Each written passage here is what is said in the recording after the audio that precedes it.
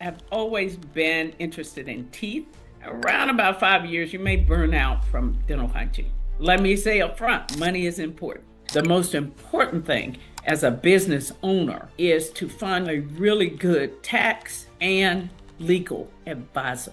Everybody needs to realize we go to dental school. They teach us to be dentists. Right. They don't necessarily teach us to be business people. Wealthy Dentist podcast family, I would like to introduce you to a 30-plus year veteran in the dental field. Dr. Janet Southerland is going to give her independent thoughts on what it is to be a professional in this field. And she's going to cover a lot for us today. I'm sure you're going to enjoy it. Help me in welcoming Dr. Sutherland. How are you today? I am doing fantastic. Thank you for having me. Yeah, great. So, can you tell us how you got started into the dental field and what Absolutely. made it Absolutely. interesting to you? Have always been interested in teeth. I came from a large family. Okay. And so what I noticed early on in my younger years is that our teeth always looked differently. Even though we have the same mom and dad, some had pretty straight teeth, some had really crowded and a lot of dental problems. Mhm. And that was something I really liked. And I really loved people's smiles. So in high school, I really was interested in being a dental hygienist. Oh, wow. And later on, as I matriculated to college, I actually rediscovered that interest of dental hygiene and decided this was kind of after I was graduating from undergrad and decided to pursue dental hygiene. So I did. And I got in dental hygiene school, and that was kind of like the best profession ever. I just absolutely loved working with the patients, working to make their smiles better, making the gums healthier. So as I was training as a dental hygiene student, it was 2 years for me. And so sometime throughout that entire matriculation, one of the hygiene instructors would say, at some point, around about 5 years, you may burn out from dental hygiene because you're seeing a lot of patients, you're using your hands a lot, people develop some challenges with that.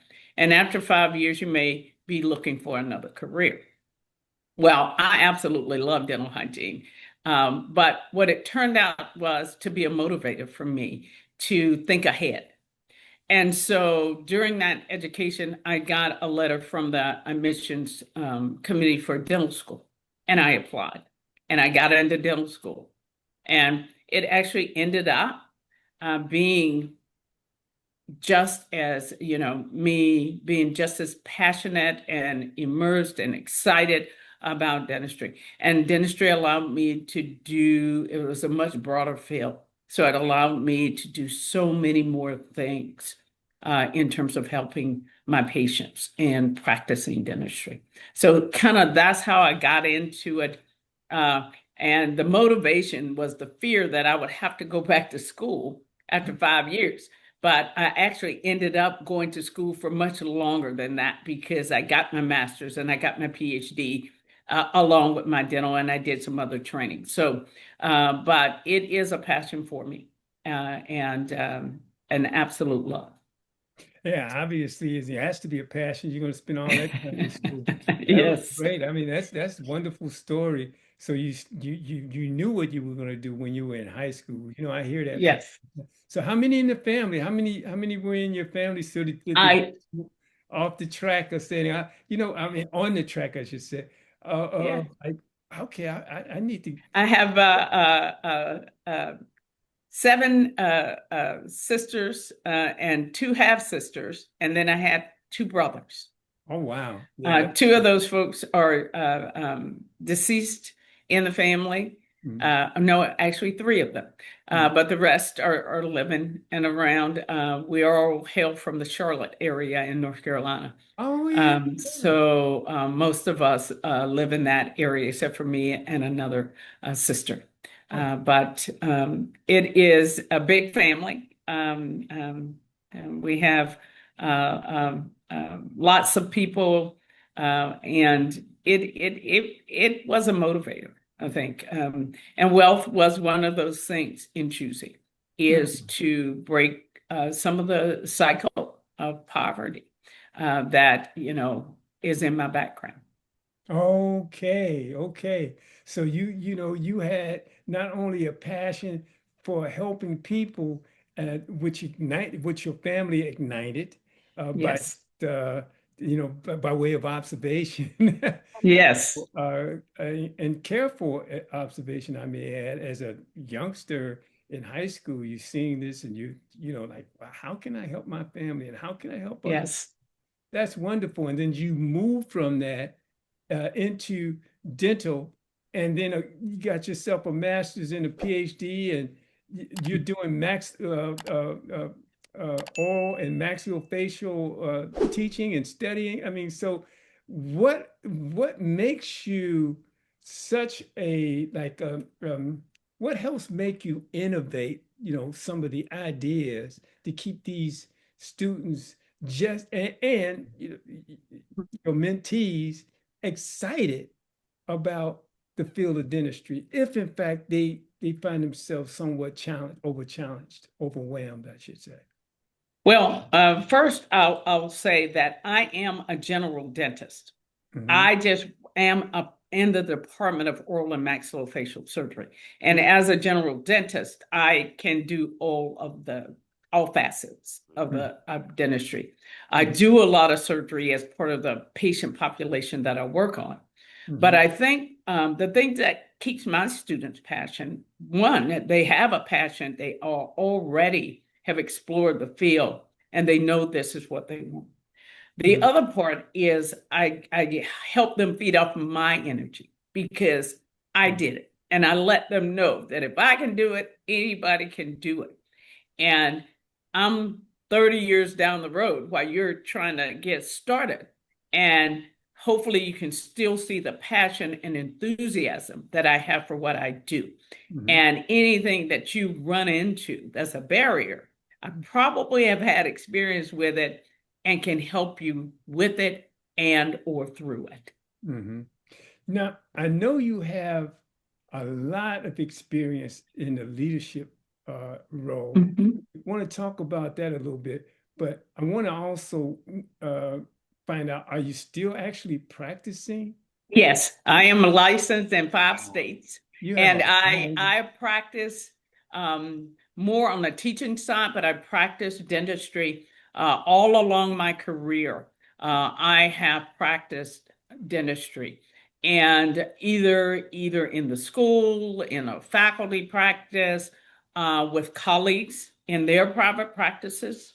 I've kind of done the gamut. I practice in public health some in public health and community health clinics too. The good thing is that all of those experiences, I've had a chance to work in the prison system.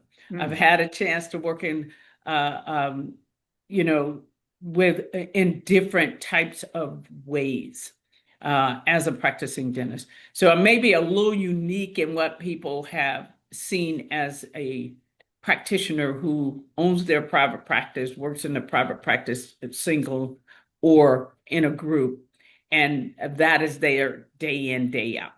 mm, I have had more of a mixed bag of all of that throughout my career. And so it has a lot positioned me to mm, really see the full picture mhm, mhm, of dentistry and what is possible. mhm, mhm. So you're finding yourself um, really working with just a bunch of different areas within the Yes. field. I'm wondering, did you ever get a chance to work on because I found that a lot of dentists, they like voluntary time in other countries. Have you managed to do something like that? And I what? do that as well. Yes, I have. I've done that as Yeah, well. yeah. I am on boards right now that does mission dentistry within the U.S. Hmm. So I participate with them in mission work. Mhm. And my passion is education and training the next generation of practitioners, whether they're going to be specialists, whether they're going to be private practitioners, whether they're going to be academicians, is to make sure that they understand in any of those areas they can be successful and they can build wealth because that's what your podcast is about. But they have to really understand how it works Well, let's and deal with the that. best way Yeah. to do it. Let's deal with that. Now, when you say build wealth, and I mean, like people have different definitions about wealth. I mean, and it doesn't Absolutely. necessarily have to be all financial, correct? Uh, Right. That is correct. so tell me about that wealth piece as it applies to, uh, Well, for me, wealth is what I give. mhm, So I see my wealth as giving back. mhm, The more I can give back, the more I can see the result of the work that I put in mhm, and the people that I can help. mhm, That to me makes me very, very wealthy. Now, mhm, people will define it differently for themselves. And automatically, when you talk about wealth, people are going to talk about money. mhm. And let me say up front, money is important, Yes, especially if you're going to have a family, if you got to yes. pay bills, if you got to live, and you have a certain lifestyle that you like to live. Mhm, There's absolutely nothing wrong with that. mhm, It can be accomplished. But what I would like to warn the audience about is chasing just money. Because when you chase just money, sometimes you lose your focus and your barometer, and you'll do anything for that. yeah. Um, this profession allows you to practice independently if you would like. And so you have to have an ethical barometer, and you have to be adaptable, and you have to put other people before yourself. And if you can't do that or figure out how to balance that, then you can cause a lot of harm, and you can also harm yourself and your family in the process. And so I think defining that goal for yourself, and again, for me, I think the wealth will come. If you do what you do it well, you do it at the highest level of quality and excellence. You don't have to chase wealth. It will come to you. People will come to you. The way you care for them, they will understand that. They will appreciate that.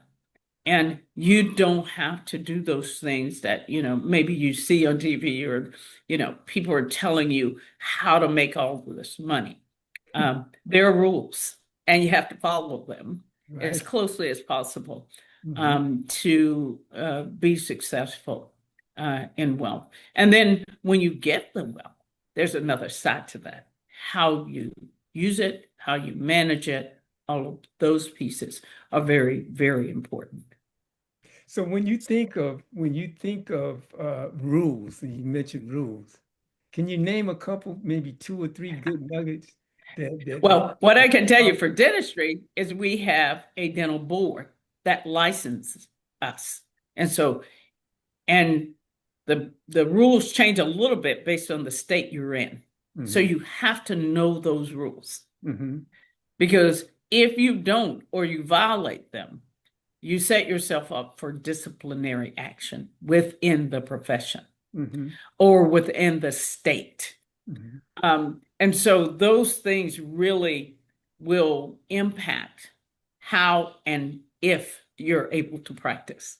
mhm.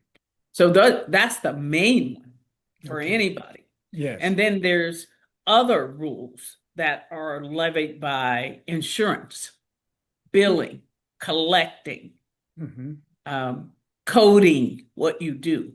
mhm. Those things also can get you in a lot of trouble if you don't learn about them and learn to do them well. Oh my. So those are examples of really big examples. The other is any license. Like for us, we also have a license to write prescriptions and for Oh, yeah. medication. Yes. Oh, That too. yeah. That's a big one. So there are lots of ways, you know, taxes, business versus personal versus, and Oh, then yeah. commingling those things. Oh, yeah. Those are ways, those are examples of ways that I've seen and still see colleagues, people continuing to be challenged by because they don't really understand. Dentistry is a profession, but it also is a business. Absolutely. And you must understand all the tenets of running a business, what the rules are, what the guidelines are, the compliance standards, all of those things that go into whatever business you're in. It could be the restaurant business, but you still have to understand all of the guidelines and rules that really you must comply with. Um, and once you get that off your plate, then you really can focus on, you know, your practice, building wealth, securing your future, yours and your family's, um, and being able to give back. Oh, that's a very important piece. Yes, I agree. So you mentioned commingling. The first thing came to my mind, yeah, and personal versus business. And piercing the corporate veil could be a real serious problem. It Can you can. talk about that for a second? Well, what I can and tell you is a lot of times when you're talking about a business versus your personal, there are federal guidelines and things around taxes and what you can claim and what you can't claim, and how you use your personal assets for business purposes and how you claim those things. Um, the most important thing as a business owner is to find you a really good tax and legal advisor. And I put good on the front of that because you got to know what you're looking for, and you need to make sure that they're looking out for your best interest. And it's just not another client. You're not just another client. The other thing you need is a good banker. I've Mm. had a banker throughout my entire career that I have a very personal relationship with. Hmm. Hmm. Very. As well as an attorney and tax person. Those people are essential. They're not optional. Right, I And agree. what they do, it is not optional. And people do look at it sometimes as optional because they say, well, I don't have enough money or I can't do that. But Right. bypassing that for any long period of time may end up costing you more in the long run than it would if you had that advice and you had that guidance up front. Because again, everybody needs to realize we go to dental school, they teach us to be dentists. They Right. don't necessarily teach us to be business people. Now, I've done some things to make sure I understand that and some additional training on my own because I know how important it is. And I knew where those gaps were in terms of my knowledge. Hmm.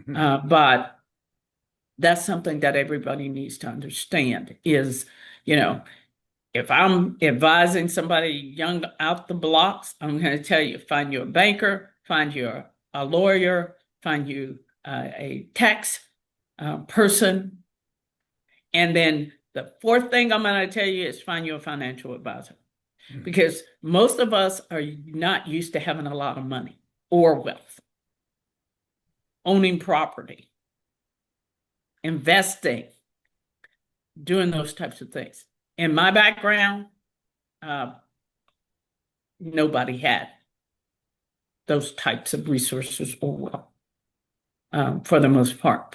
So being able to move up the chain and be able to acquire that I cannot lean to my own understanding and knowledge Mm, and how to do that well. And so I've also always had, from a very young age, probably in my 20s, mid to late 20s, a financial advisor. mm. Started early. Yes, Yeah. because again, I'm not used to having that kind of wealth. I'm not used to doing, so the impulse for me is go out and Spend- get all that stuff you never had and Right. you never had access to and Right. do those things that you Yes. want to do now. Mm. And but it can be a little deceptive in terms of just how much you have and how much and early on getting somebody help guide you in terms of how to invest what you have and then as it grows um, touch base with you again and say, okay, you're doing this now, or you've got this much now. Let's do these things. I want you to look at some of these things. And a financial advisor is not telling you just how to put your money or what to do with it. One of the things mine did was talk to me about insurance, what policies I need to purchase, what retirement accounts I needed to look at, how I wanted to retire. What should that look like? What things I needed to do up front to get to my end goal? And again, a lot of early on, hopefully this has changed some, is practitioners in my group. When I came out, folks were using all their money to keep their business going. So they really weren't even paying themselves for a while till they started making money. And then they used that money versus retirement money. Um, in the past, again, in my generation, your practice was your retirement. Yeah. So you worked in your practice, and then once you were ready to retire, you sold it, and that helped you retire. Well, there's a challenge in our landscape about that, with that, in terms of the number of people available, how old your practice is. We've got a different generation that are a little bit more modern, tech savvy people that unless you've kept your practice up to that standard, it may be hard to sell it. Where it's located, Mm. it may be hard to get people to come to those areas. So there's a lot of factors that play a role in whether or not your practice will end up being um, at a point where you can actually use it as your retirement. That's a very, very good point you just made.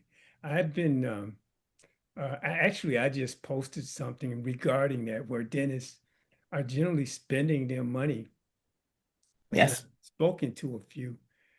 They spend their money, and they, like you mentioned or alluded to, that they're looking at maybe down the road, sometime down the road when they're ready to sell their practice, that would be their Recoup. retirement. Yeah.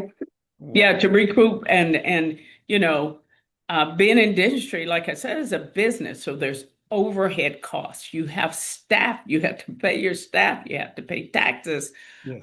you have to provide some benefits to them, health benefits, other benefits. If you don't, you're in competition That's with right. the landscape. Yeah. So, and right now we're in a place in the landscape where there are several challenges that we have that really are really creating um, um, barriers for dental practitioners, especially those in the private practice sector, Mm. such as some of the major things that are kicking. There's a lot, always a lot, but staffing shortages, Yes. specifically dental hygienists, Yes. dental assistants, Hmm. staff turnover, Mm. because, you know, those individuals of your staff are not making great money.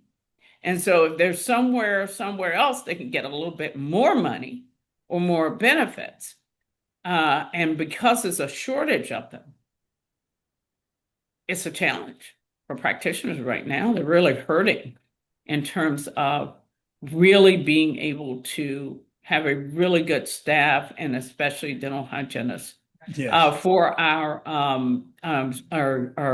newer graduates, loans, debt, all of that is a big deal for them now. And with the changes that are going on, the money that they borrow may be limited, and it may be accruing more interest.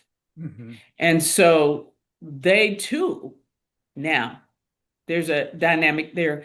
If you're a private practitioner and want to recruit associates Mm-hmm. into your practice, Mm-hmm. that may be a challenge too, because if you can't afford to pay them enough to join your practice, they may go elsewhere. That's a reality for sure, because I'm finding that a lot of times Gen X, Gen Zs, they're looking for benefits. And if your benefit package is not in place, properly, I mean, it doesn't matter how many dollars you can. Well, I guess to Yeah. an extent, but I mean, you could be paying good money, but no benefits, and that's not. Well, they have a different philosophy. Their philosophy is quality of life. And Mm-hmm. that quality of life involves those things Mm-hmm. that they um, want to see Mm-hmm. in their lifetime and how they see their quality of life. Mm-hmm. The philosophy is different. From a baby boomer standpoint, I was taught to work hard, don't pay off, just keep your nose to the grind. I'm tired sometimes, I'm exhausted, and Doesn't I may or matter. may not retire. Like, those things are kind of ingrained in us. Yes. We are the hard workers. We work and we're not afraid of hard work and working long hours and working. This generation, again, has a different philosophy. Right. Quality is a standard, even during their training now. They're looking at, okay, what's my quality of life going to be while I'm doing this very hard studying and learning this new profession? Mm-hmm. Um, and geographic location Mm. um, is playing a role in one distribution of practitioners because a lot of people don't want to go to the more rural areas. Mm. There's not a lot of resources there. The infrastructure is not as good as a big city. Mm. The school systems are not as good as in a bigger city and with private schools and public schools and all of those things. So there's a lot in the formula Yeah, and that has to be taken in consideration. mm, and you're so eloquently laying this out. I really appreciate it. So, what are you seeing in some of the legislation that's um, here and there? Or are you Yeah, concerned? all over. Well, I think it's still unfolding, Mhm. but certainly for those newer practitioners, like I said, or trainees who are interested in going to just undergraduate college and then getting to um, specialize and be a dentist or be a physician or any other profession, is that the way things are going to be packaged is going to look differently. For instance, when I came through undergrad, I had to get mostly, the good thing was I was eligible for Pell Grants Yeah. and being able to that helping to fund my undergraduate education. I still had to get some loans, but those loans were lower interest bearing and they could be postponed while I was still training, and the interest was not bad as I had them. But the way things are changing and started to look differently, the amount of money you can borrow is going to be capped. There are loans that are going away, like the Parent Plus loan, doesn't exist anymore. Mm. So if you're a parent and you could borrow the money at a lower interest rate for your child to go to school, that was great. And I've done that for some of my children. Um, that's very different than going to the bank and getting a loan from a regular bank to now start to pay your children, because we have built wealth and we have the money, but sometimes we have a lot of things going on, so you don't have the money right up front to, yeah, sure, you can do some other things. But if you have this loan opportunities that are lower interest and is not going to adversely impact your bottom lines, then that was very helpful. And especially people with multiple children um, in college or going to college or getting ready to go to college at any given time. Those things being available were very good. I've heard some rumblings about the Pell Grant program that maybe going forward, that won't be the first thing that they apply to a student's need when they apply for financial aid. It'll be the last thing. So up front, whatever other financial aid they're eligible for, including loans, will be applied. Oh my God. They'll look at how much you can get, and then Pell Grant will be looked at if you're eligible for it to fill in the gap. And that's totally reverse of what it was for me. And it helped me not have to borrow so much and so many loans. That's a change. That's a drastic change. Yeah, that'll be a huge change. It will make a big impact, and especially for students from underserved backgrounds, students from rural backgrounds, students whose families don't have the funds, resources, or any of those things to support them in their education. It will make it much more challenging. I know it would have for me. So then, when is that supposed to take effect? Is that sometime next I'm year? not quite sure. I've read some things where it's being talked about, Health and Human Services, the Department of Education. They're changing so many things. And the application where you apply for the financial aid is supposed to be ready in October, I think, released. And so students will get a chance for the first time to fill out, I guess, whatever has been updated on this FAFSA. And, things are still evolving and still changing.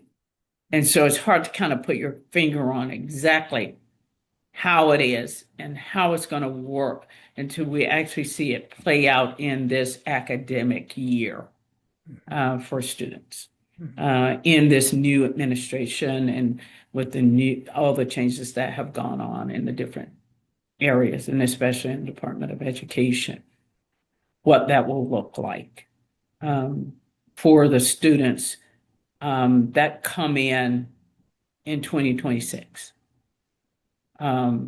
academic year or 26, 27 academic year. Okay. It's still unfolding, I think. Yeah, so you said something earlier that kind of got my ear too, where you mentioned that it's very important for a young professional to get themselves a good attorney, a great CPA, and a financial advisor. I was just wondering, do you have any vetting questions that you may be able to share with the listeners as you mentioned how these are Yeah. important pieces that we need? Well, I think the biggest piece for me that I've asked is, and even for bankers, have they financed a dental practice before? Because, some folks look at health professions and some of the practices all the same. Every medicine a lot of time is the barometer, but the way people practice and what they need to practice is very different. Hmm. And so making sure that they have some clients um, that they are managing or have managed that are dentists, um, because that will help you know that they probably have had experience with some of the things that are unique to the profession and to your practice and to the needs that you'll have for if you're a private practitioner or some other type of role that you share. You at least have some comfort with the fact that these individuals have had some experience working with a dental practice, helping them file their taxes if you're a CPA, Hmm. or if you're a lawyer, drawing up and reading contracts and things of that nature that they sign and need for their practice, and for even employees, um, setting up their, system to hire their HR system, to hire staff, and making sure that they have all the components in place and meet the letter of the law for what they must do. And the CP as well, legal usually are very closely related. Hmm. And if you're going to be an associate uh, of somebody or practice, please, please, please get your own representation. Do not use theirs that they pay for, okay? Because they Very are important point. I they are appreciate not that. gonna look out for your best interests. I don't care how Yeah. nice they are. Right. Um, they're already being paid by the people who they're representing, and Mm. they can't represent you if Mm. they're already representing the practice and they drop the contract and everything. So make sure you find somebody to review. And it can be another seasoned colleague or mentor Mm. uh, um, to help you with those types of things. And I have done it for colleagues, younger colleagues. So, and to make sure that your interest, whatever it is reflected in what you're signing, and that you're not signing yourself, signing your life away, and you're going to get into something that you may or may not like. Mm. And really, it's almost like you should always have in your contract some um, period of time that allows you both to walk away. Mm. Um, folks will jump in and sign a 3-year contract and get there day one and say, this is the worst thing I ever did. Bad decision. Yeah. Yeah. Yeah, but now you've signed a 3-year contract. Hmm. So there should be at least, they should be able to negotiate some probationary period that allows them to really be able to evaluate whether or not they're going to be able to grow and thrive in this environment, or this was not the best decision. And the average from a employer point of view has always been 90 days, from what I understood. And Yeah, and why not having that in reverse, as to your point? I mean, like 90 yeah, days, and you'll yeah, know within 90 days, if not sooner, yeah, whether or not yeah, you want to stick around or not. That's yeah. And another. so just making sure that's in there somewhere Hmm. that allows you. Some states, I think the federal government has passed something, and it may be even within states, that there used to be this clause that they would put in about competing. You can't open up if you leave Yeah, my practice, if non-compete. you work Yeah. for me, you can't non-compete clauses that you can't open your practice up within a certain perimeter or Yeah. place. But that has changed. I think a more recent law just came out that non-compete thing is not legal. You can't Yeah. tell people Hey. where they can practice or where they can set up, but that used to be a challenge as well for them. But still, just giving yourself grace and them as well to Hmm. say, hey, we didn't. for some whatever reason, we can't find common ground, and that's okay. Hmm. Um, you're not going to like everybody, and everybody's not going to like you. That's true. That's just the That way is it so is. true. That is. And so you have to, again, give yourself the ability. And that's where these other people with some seasoning and background and experience and expertise come in to help you look for those types of things within a contract, within whatever you're signing or being looking um, to do. But again, that's mainly with associate contract, but you still have to do the same thing with your employees if you're going to be the private practitioner. Usually it's about 90 days Mhm. within a contract employment. But for a practitioner, somebody who's going to be the dentist, the contract may look a lot different than just an employer Mhm. employee relationship contract because they are a professional and they will be basically practicing under their own license and their knowledge and skill. Yeah. Yeah. Wow. There is so much packed in this conversation, man. I just like, well, you mentioned also that, well, you know, you you have to really look out for your best interest when it comes Yes. to making these selections in wealth, um, the rules and these various rules that come up that you have to be connected to that, you know, a lot of this can be overwhelming. So Yes. is there like a I mean, I know we have tons of consultants out there to help you navigate through some of this and mentors. I would say, what are your thoughts about Very good. mentors or versus consultants or both? Usually, if you have a good mentor, they're usually free. And they're very Yeah, knowledgeable. So I'm always going to go that route first. I These are understood. people who are usually interested in you flourishing and doing well and thriving and nothing is in it for them other than to see you do well and be successful. Hmm. So mentors can do all kinds of things for you. They can help sponsor you. They can connect you with people. They can um, um, do some of the front work for you, and then you just finish up on the back end. Um, they can help you find resources and people.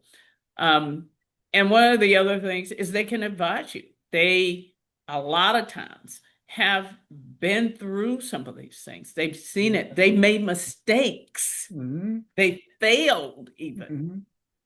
And that's what you want to know. I Yes. mean, some people insist on doing it their own and going through it the hard way, but why would you? When these people are at your disposal and can help you. But if all else fails and you don't really have those individuals around you and surround you, um, is most people join their professional organizations. Ours is the American Dental Association, and they have all kinds of resources. Hmm.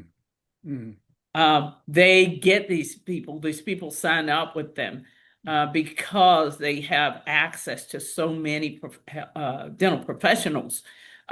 You can get some really good discounts, really good pricing. And so, and it's just not the American, your local dental society, your local reps, those types of people, because it's in their best interest to sell their wares. And if you have a good experience and good outcomes, then they have a friend or a client for life. Hmm. Um, Now, some of them you will not are not so great, but again, that's where the mentors come in. That's where the financial advisors come in. That's where even people who are legacies your family comes in and your whoever it is in your family who has those experiences has been in it for many years. There's so many opportunities to really not to make the huge mistakes, not to get caught in the coffers. Again, local dental societies with practitioners in them that have been there forever. Join them. Learn from them if you're a younger practitioner. Make those connections. And I think that's how you do it. That's how you grow, thrive, minimize the amount of time you have to spend correcting things or rethinking decisions that you've made. It will help you having a mentor. And you may not have just one. I've always had multiple mentors. As a mother working with kids, I had group friends that were mothers with kids and full careers and were health professionals that I leveraged to get through those times as a young mom. And there are people that are folks who deal with other things, relationships with spouses, things of that nature. Some young people want to get it all at one time, and I try to talk them out of it. Just take your time. Nobody's going anywhere. The world wasn't built in a day, and neither was Rome. And I promise you, they'll be around. Everything will work. The big things, try to tackle them one at a time. The amount of stress that comes with trying to do all these things together really can strain relationships, can strain practices. And I've seen it end great, and I've seen it end very badly. So it is just important to know what your limits are. And again, lean on those people. You may need all different types of mentors and advisors and people in your life, and that's okay. As long as they have your best interest at heart, get as many as you can. Because some people have kids with developmental and learning problems, and now you're doing all these things, and how do you manage that? How do you haven't made all the money yet. So, the focus has to be on your practice. You certainly want to focus on your family. So those types of things, there are people within your sphere of influence and mentors and advisors, as well as other people or friends and acquaintances and family who are there for you. Just like the great reputation that Louisiana has for great food, you served up a buffet of wisdom that is very, very rare as we have moved through this. I think we've done over 50 episodes, well over 50 episodes.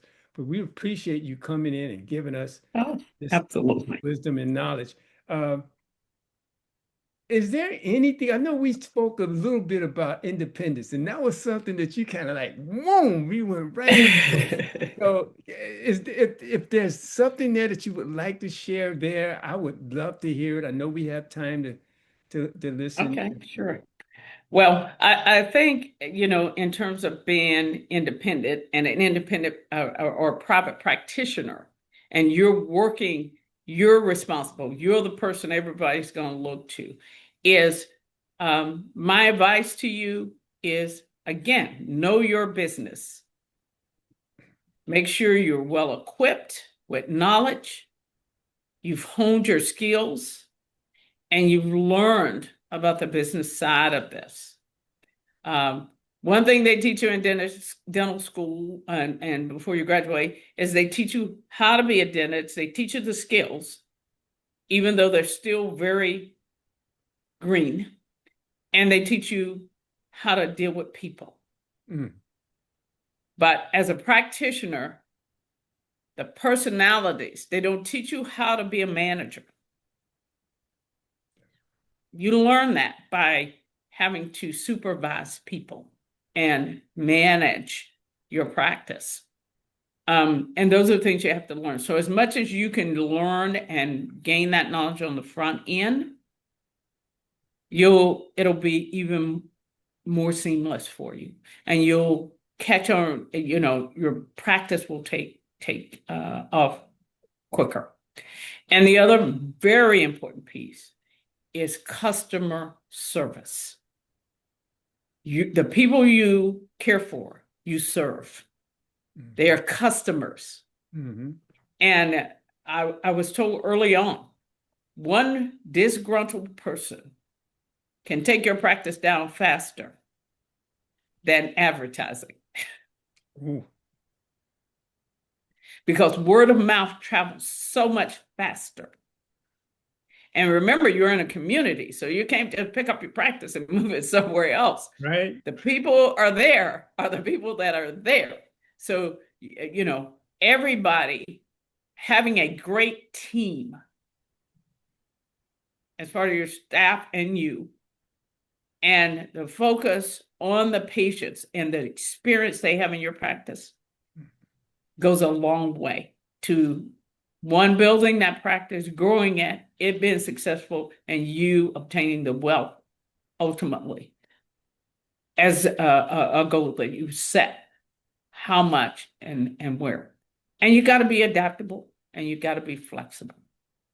A businessman by the name of Max Dupree, and he's an author, said that we can't get where we want staying where we are. That's so true. So you can't design the box and stay in it. You've got to be flexible and be able to move as things change, as the landscape changes, and be adaptable and forecast. Be future facing. Yes. Don't be so comfortable. You can't be so Yes. comfortable. You gotta be willing to take the challenge. Take the challenge and even take some risk. Mm-hmm. But if they're well planned and calculated, they pay off. Mm-hmm. Well, this has been a great conversation. Dr. Janet Southerland, thank you so much for joining the Wealthy Dentist podcast. This information, I'm sure people are going to take it and use it and run with it. If someone wanted to contact you and ask you a question or two, how would they do that? They can do that via my email. Okay. My email is jhsutherland, but my last name, it has an O in it. So if you spell it wrong, it won't come to me, 82@gmail.com. So I'll say it again, jhsutherland, SOUTHERLAND, 82@gmail.com. Thanks again for joining us. Appreciate you taking the time out and sharing with us today. Anytime. Thank you so much for having me. The Wealthy Dentist podcast is built on connections, opportunities, and meaningful conversations that help jumpstart careers and boost the ROI on your business. Is there a topic you're passionate about or someone in the dental community who should share their story with us? We want to hear from you. Email your suggestions to the Wealthy Dentist Podcast at gmail.com, and let's create content that informs, inspires, and uplifts the dental world. Your ideas could spark our next big conversation. Let's make it happen. I'm Ward Powell, your host at the Wealthy Dentist Podcast, thanking you for being a part of our journey.